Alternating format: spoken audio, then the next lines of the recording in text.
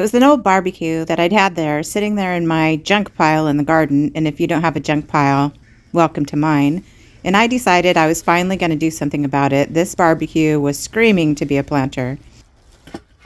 Fortunately for me, I've got plenty of succulents that I can get cuttings from, so I went out, got to work, picked out some of my favorite succulents for the color and the height that'll give to the arrangement, like ladyfingers and blue chalk sticks and some aeoniums, and just going to throw a whole bunch of succulents into this old barbecue and dress it up.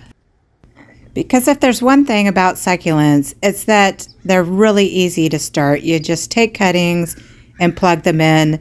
They will eventually root, start to grow, and this thing is going to be tall from the height of the aeoniums and the ladyfingers and the chalk sticks. And then I'm going to add some trailers to the front.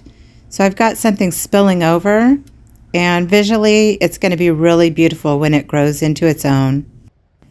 I really love upcycling little projects like this.